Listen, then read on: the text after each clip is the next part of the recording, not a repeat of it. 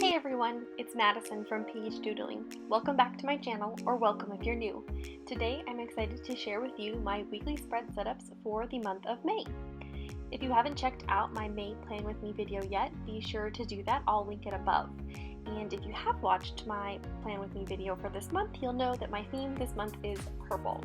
This was such a fun theme to do, and it has been on my theme ideas list for quite a while, and I was so happy that I was finally able to execute it. I decided to call this theme purple because I really didn't know what else to call it, and it is pretty much just a random collection of items that are all purple. And so it was a really fun theme to do, and I got to use some of my very pretty purple Tombow markers. So I am going ahead and starting here on my weekly setup for week 2. If you want to see how I set up my first week, again, be sure to check that out in my Plan With Me video.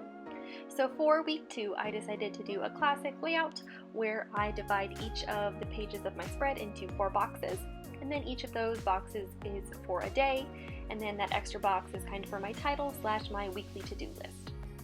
You can see I first went ahead and outlined all of the doodles that I had already pre-drawn in pencil, and so for that I just decided to do each day have a different doodle to just kind of add a little something throughout the page. And this is a great layout to do when you have a doodly theme like this and you've got lots of little doodles, because then you can pick your favorites and make it a quick, easy spread with those fun doodles. After I had outlined all those doodles, you can see I went ahead and added my color. My color palette this month pretty much consists of only a few shades of purple, a green for just a pop of color, and then a gray as well to just kind of use as a more neutral color. I was really happy with how these purples turned out. It was really hard for me to narrow them all down. I think I started out with like 16 purples, but anyway, they all turned out looking really great together. You can see I'm finishing up here and writing the dates and the days of the week on my days. I did use a white gel pen that didn't work very well, and so I actually went over off camera just to make it a little bolder. It doesn't show up that great here, but in person it looks really great. Moving on now to week 3, that was a pretty easy and simple setup that I like to do. And this one is a little bit more intense. I like this one though because it provides lots of vertical space for me to do daily to-do lists. And that's one of the great things about vertical layouts. And so how I structure these is I actually divide the 2 pages into 8 different columns, and then each of those is for a day. At the top there you can see I went ahead and incorporated some of my favorite doodles, where again I have 1 doodle per day. That's a great way to just kind of add a little bit of something but not overwhelm your entire spread. And so what I did was I picked that doodle and then I added some colorful boxes around it just to kind of fill up the space. This is kind of one of my favorite abstract ways to add more color to the page, is using kind of those abstract boxes. And this is kind of a recall back to my January theme where I used these abstract boxes as well, which I really just kind of love the effect they add. And then they're also really pretty in all of these purple colors. I'm going in and filling in all of my doodles. I know it kind of just looks like a mosh pit of purple, but I really like how it turned out. And these were some of my favorite doodles from this theme. That includes the camera, the domino, the purple hair dye, an alarm clock, and the grape juice. And then to add just kind of a pop of color to add some variation, I used a green to create my headers, and that's where I'm going to actually write the day of the week, and I just did that in my quick little calligraphy font.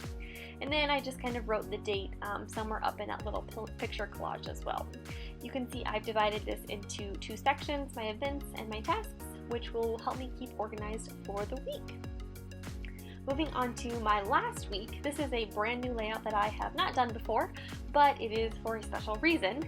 I am actually getting married at the beginning of June, and so I needed a simple layout for this week leading up to my wedding, and I wanted to have extra space to write many to-do tasks, which you can see I'm outlining here on the left-hand side of my page, because I know that I'm just going to be having lots of tasks that I need to get done and not necessarily as many events, which is why I've just decided to do 1 page for that big to-do list and then 1 page for my events and daily things.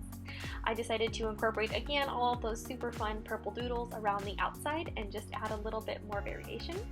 And then I did this really cool thing where I wrote my letters as high as the space that I had provided and cut my sections up into, and it kind of really made a cool effect using those large numbers. And then I decided to draw a line in between each of them to just make sure it was separated. I really love how those numbers turned out, and I think it was super fun to be able to create that.